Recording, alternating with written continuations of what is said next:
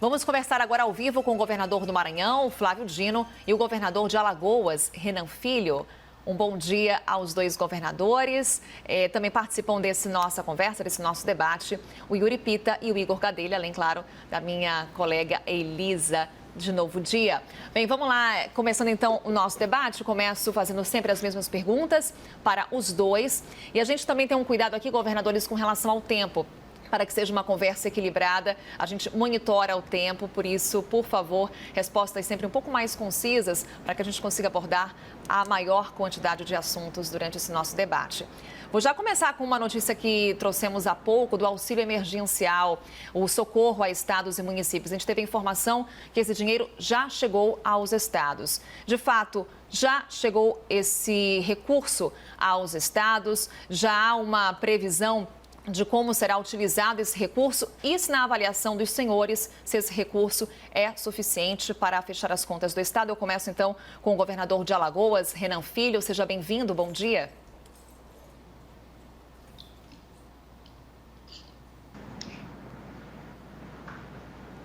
Bem, a gente está restabelecendo então contato com o governador de Alagoas, Renan Filho, que vai trazer para a gente então esse panorama com relação ao recebimento desse socorro financeiro do governo federal a estados e municípios. Eu repasso a pergunta então ao governador do Maranhão. Daqui a pouquinho conversamos então com o governador de Alagoas. Governador Flávio Dino, então esse dinheiro já chegou aí ao Maranhão. Esse dinheiro, inclusive, é suficiente para o estado? Bom dia, bem-vindo.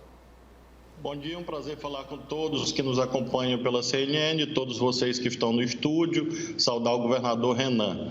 Nós acompanhamos a tramitação desse projeto de lei na Câmara, no Senado, uma iniciativa parlamentar de grande importância, liderada pelos presidentes Rodrigo Maia e Davi Alcolumbre. Consideramos que é uma medida que ajuda, não há dúvida, nesse momento, para que haja uma repactuação federativa nesse contexto de crise sanitária que traz uma série de consequências globais, entre as quais a desorganização de cadeias de oferta e demanda, impactando naturalmente não só empresas, com as quais estamos muito preocupados, e também, evidentemente, as finanças públicas. Tivemos uma perda média de arrecadação de 30%, derivada da crise sanitária, é importante sublinhar isto, não de medidas que foram adotadas para combater a pandemia. As medidas são importantes para a saúde e para a economia. O que está impactando esses aspectos atinentes às finanças públicas são, sobretudo, as circunstâncias sanitárias. Com isso, essa medida emergencial, não há dúvida, ameniza as perdas fiscais que estados e municípios estão sofrendo nesse instante. Seguimos, então, o contato mais uma vez com o governador de Alagoas, Renan Filho. Governador, o senhor me escuta nesse momento? Sim, agora estou escutando em alto. Ótimo, governador. Bem, um questionamento agora que eu fiz há pouco ao governador Flávio Dino é com relação ao auxílio, ao socorro financeiro do governo federal a estados e municípios. Esse recurso já chegou em Alagoas e se esse recurso é suficiente para atender as demandas do estado nesse momento? Olha, o recurso ainda não chegou, mas a perspectiva é que ele chegue em sua primeira parcela nos próximos dias. Eu queria cumprimentar também o governador Flávio Dino e cumprimentar todos do programa e dizer que são fundamentais os recursos enviados por meio do auxílio financeiro para repor parcialmente a perda que os estados vão fazer, a perda, na verdade, que aconteceu nas finanças dos estados em virtude da pandemia.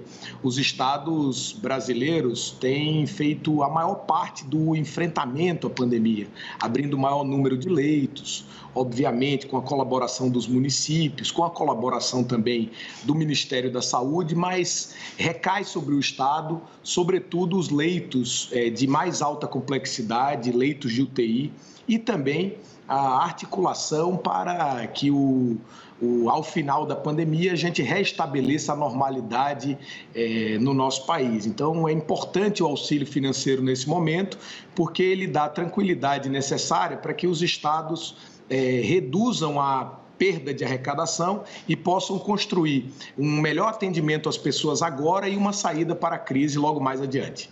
Bem, governadores, como eu falava há pouco, também participam dessa conversa nossos analistas, Yuri Pita e Igor Gadelha. E nesse momento, o Yuri Pita tem um questionamento para os senhores. Por favor, Yuri.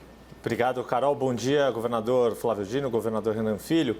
Queria ouvi-lo sobre essa polêmica em relação à divulgação de dados de casos e de mortes provocadas pela Covid-19. A decisão do governo federal de rever o modo de informar esses casos e número de óbitos confirmados. E queria que os senhores explicassem como que é feito esse levantamento nos seus estados. A gente inverte agora a ordem. Começa, por favor, governador Renan Filho de Alagoas. Olha, os dados para o enfrentamento à pandemia e para o enfrentamento ao coronavírus, eles são fundamentais. A transparência, ela ajuda tanto nas medidas de contenção da doença, quanto no acompanhamento da população, nas cobranças.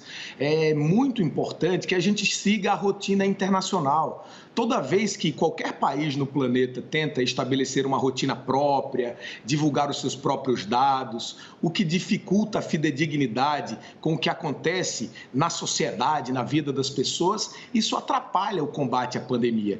É importante que o Ministério da Saúde siga os parâmetros internacionais de respeito à ciência, tanto no combate ao coronavírus, como também na divulgação dos dados a partir da pandemia, porque isso facilita a compreensão de todos, facilita a comparação entre países, entre estados. Só para te citar um exemplo, a gente é muito cobrado no Brasil com relação a testes. Dizem que o Brasil não testa, que a gente não cumpre o nosso papel, que o Ministério da Saúde, os estados, os municípios têm testado menos do que os outros países. Então, eu queria apresentar alguns dados que são da Universidade de Johns Hopkins, que têm acompanhado o mundo inteiro, inclusive essa semana suspendeu os dados do Brasil.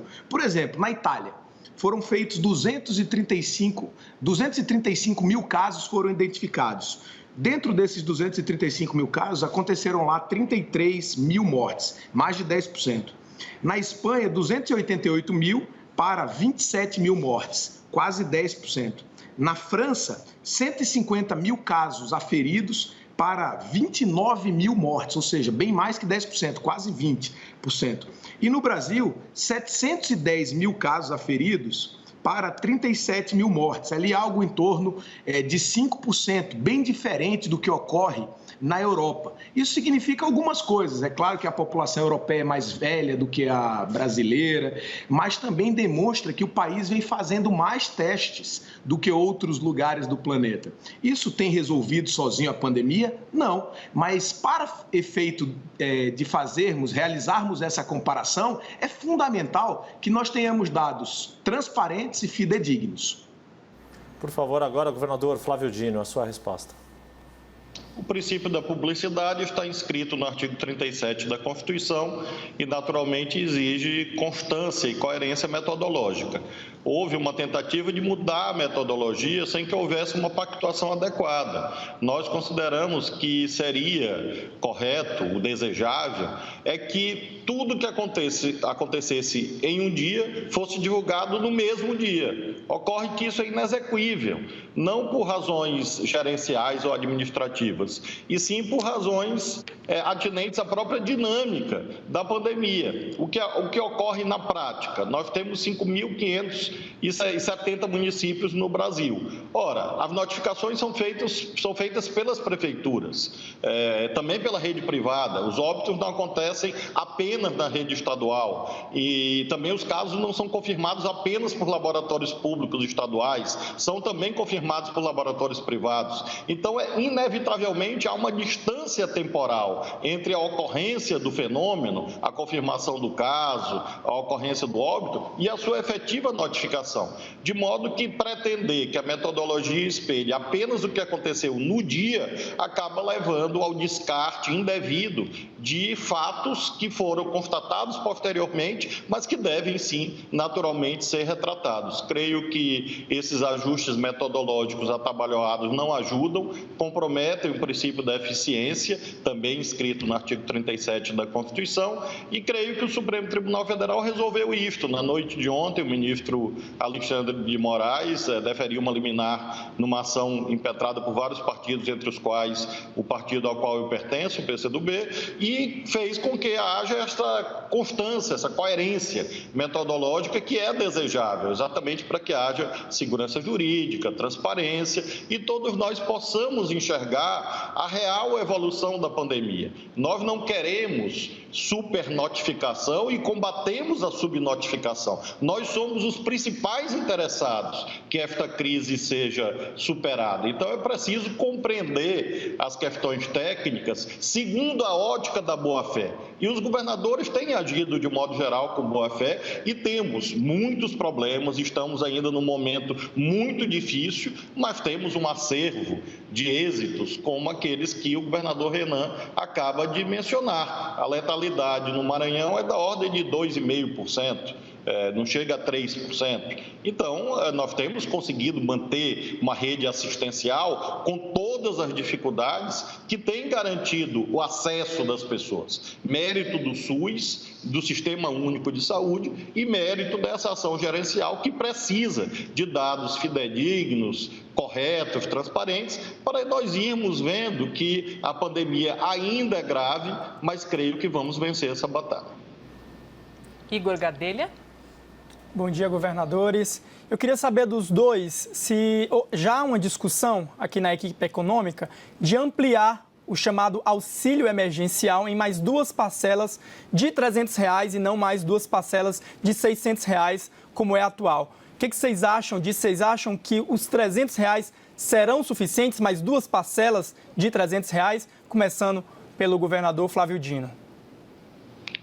Quando houve esse debate no Congresso Nacional, a proposta inicial do governo federal era de um auxílio de R$ 200. Houve um intenso debate parlamentar e, afinal, se chegou corretamente ao valor de R$ 600, que não é suficiente para garantir a subsistência das famílias, mas, sem dúvida, é algo decisivo na atual conjuntura em que se instala uma recessão ainda maior e um desemprego crescente.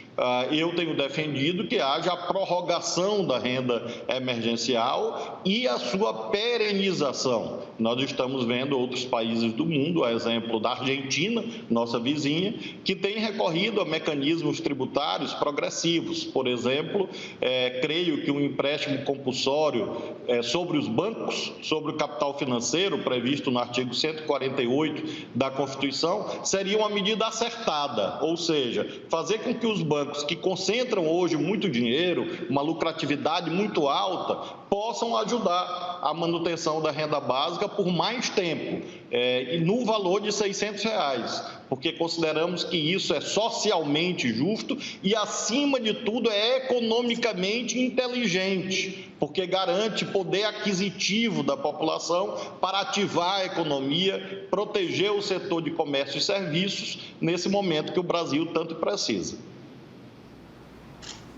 Governador Renan Filho. Olha, eu também acho muito importante esse recurso de R$ 600 que foi transferido para as famílias por meio aí de uma proposta realizada pelo governo federal e aperfeiçoada pelo Congresso Nacional. É fundamental a gente, nesse momento, garantir renda para os mais pobres. E assim como disse o governador Flávio Dino, eu também acredito que, ajudando os mais pobres, a gente ajuda a recuperação econômica do país, que, a meu ver, se dará por algumas iniciativas em várias frentes. Por um lado, o Brasil vai precisar manter requisitos de austeridade fiscal e, depois dessa pandemia, trabalhar pela estabilização da relação dívida-PIB, de maneira a manter a confiança na economia para que a gente receba investimentos domésticos e também investimentos internacionais, volte a intensificar a geração de emprego no país e permita que o país saia dessa crise. Mas, além de manter a austeridade fiscal, é fundamental a retomada e a intensificação, por meio de um amplo entendimento nacional, da agenda de reformas, especialmente 2, a reforma tributária e a reforma administrativa, que garanta mais agilidade ao Estado e um peso menor, para que ele seja mais eficiente, atenda mais a quem precisa e possa ser mais ágil. E, por outro lado, mas sem perder essas premissas, é fundamental que o Estado brasileiro aprimore a rede de proteção social, aproxime de quem mais precise, diminua as diversidades regionais, unifique programas e potencialize essas transferências de renda no curto prazo, de maneira que elas colaborem para a retomada da economia. No médio prazo, essa despesa precisa ser estabilizada com relação à receita, mas no curto prazo ela será fundamental para ajudar as pessoas nesse momento de pandemia e para ajudar na retomada econômica do país, sobretudo garantindo mais demanda.